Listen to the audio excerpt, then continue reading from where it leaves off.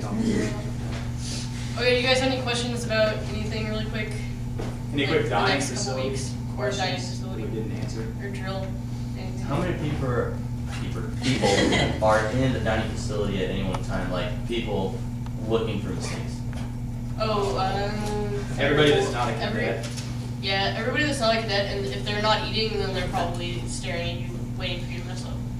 There are OTS people there too, because remember that Maxwell Air Force Base is the base that has OTS. So sometimes there may be OTS cadets or OTS officers, and you give them due respect, but in truth, the two kind of just ignore that the other one's there. Yeah. But I mean, you're not gonna get yelled at for all 2 minutes because they still want you to eat. So you're gonna mess up, but you still get a chance to hear people. Yeah. You've said, or I guess all the PSC have said you have to greet everyone by name, but how many people are there? There's it like seems that'd be a 60 There is a triple. ton. 60 FTOs and CTAs total. So, So if you don't know their name, you well, just, see, you'll be at the front of the line. You have to greet everybody by name. But my flight all the time, they pipe up. If they're people back, they say recognize somebody. They'd be like, "Oh, area greet Captain Tom or whatever," and so they would help you out. So you won't be responsible for all 60. and if you didn't happen to know someone you're walking by, what's the best bet?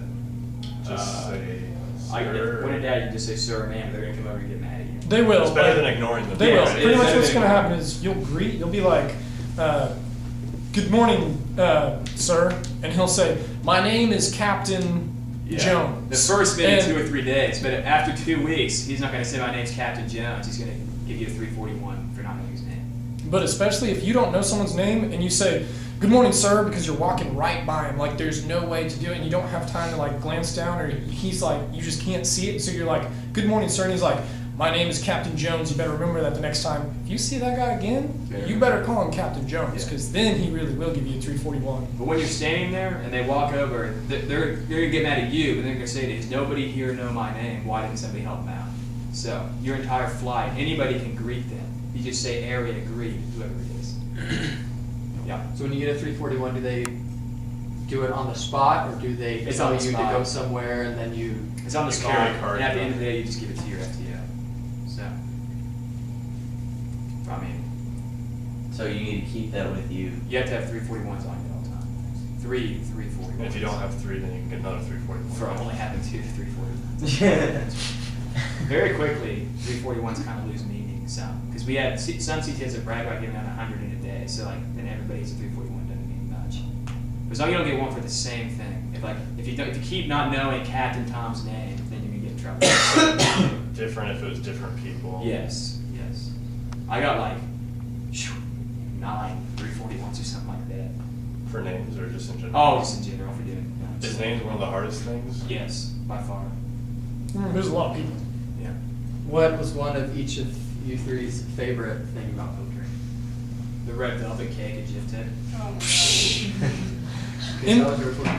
M16 range. I love the We didn't have M16 that. range. So like an actual ranger, or is Oh, it yeah. virtual? You're like laying No, down. it is. You're laying down on the ground and you're shooting M16. It was the one place, the only place I got a 341 for excellence. And does everybody do that, or Yeah. Well, Are you- not we did. necessarily. They did. So like it did. depends on the year? Yeah. Automatic rifles? What's that? Automatic rifles?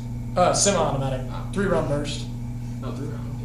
But exactly, what was your favorite? One of your favorite things?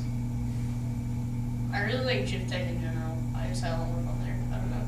Other than the cake, I guess you make super good friends. You do, Like in yeah. 28 days, like I can go all over the place. Like I know guys who go to Syracuse, Rogers. Just it's crazy. Like California to Maine. Like it's really cool. Yeah. Definitely. Anything else? Okay, so do you spend like the first week primarily doing this type of thing, the second week primarily that, or every Monday your time there will be this, and then every Tuesday will be this other category? You mix it up. It's a little crazy. Like I kind of forgot what we did. Like that's why I started writing it down because I forgot what we did the first week. I was like, what did we do? I didn't get yelled at. But you'll do.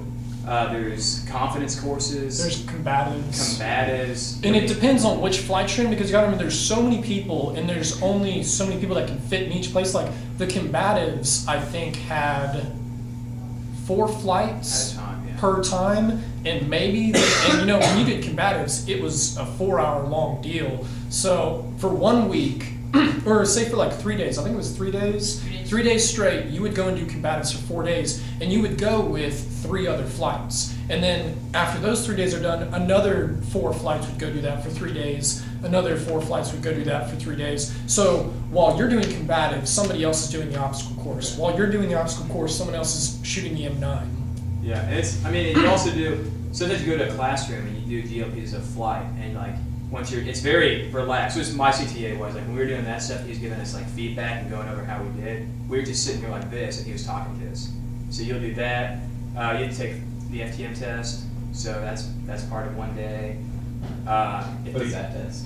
Oh, field training manual. Like, also, it's very Comprehensive? easy. It's open book, and Oh. it goes in order with the book. So, like, you'll be fine. Honestly, Yeah.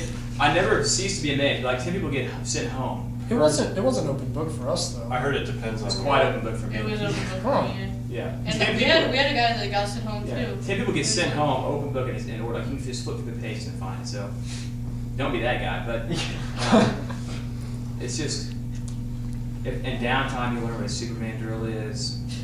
Well, buddy. When do you get downtime? You don't. That's when you do Superman drills. Gotcha. But you, like, the last 30 minutes of each day is supposed to be your own time. And also, Are you usually just doing details and stuff? You are Yeah. trying to get ready for stuff that you don't have time for. Like, even though you do have Like 30 minutes of shave, personal shower. time, you generally take the time to do stuff that you didn't have time to do earlier. Really, the flight time is probably the most relaxed period of time you're going to have throughout the entire day. yeah. I mean, it's not all bad. But, like, I loved it. I think it was the best experience I ever did in my life, and one of the funnest. Like, I straight up loved it. There are some people that hate it, but it's definitely perspective on it. Like, I would manage to find the humor in a lot of things. So, but we did stuff. Superman drills where you change clothes really fast from uniform to uniform. I don't know if you know that. How often do they do that? It depends on Every other day. It depends, like, it depends on your CTA too, and then like with ours, it rained a lot while we were there. So if they had like lightning and fire. an hour that they didn't have anything for us to do because whatever we were doing got canceled because it was raining and there was lightning, and we would do Superman drills forever. We did stuff like we had to entirely change rooms at the Yeah, the we did room that too. across from us. Like, you had to carry your drawers oh yeah. to their room, and like your sheets and everything, all the closet. Like, Well, that ain't nothing like a GIF Tech, because at GIF Tech, they made us, at one point, I don't remember why, we weren't even the worst, because we only had to go around once, but we had to get everything out of our tent, put it in the duffel bag, put our duffel bags over our back, and walk around the entire encampment. yeah. What was y'all's worst part of field training? The worst. Worst experience? Probably reveille every morning when I had to get up at 4 in the morning. But, The worst? huh? The worst? Yeah, I'll go Yeah. with that. I'll go with waking up, because when you get woken up, the air horn. I never want to It's hear not an air gentle, horn like- in my life, because what they do, the way they wake you up, is they pound on that door, pound on that door. Someone's got an air horn and they're just blasting air and they're saying, get out here right now, get out, just screaming at you, air horn blowing, and you're just like, man, I only had 3 hours of sleep because I couldn't sleep. Where are we going? Where are we going? Yeah, shoot. Okay, I'm here. I'm awake. I'm on the wall. I'm awake. Yes, I'm awake. Waking up is the worst part about GIF Tech, or about field training in general. But other than waking up, probably. I don't know. I'm assuming sequestration doesn't affect their quantity of air.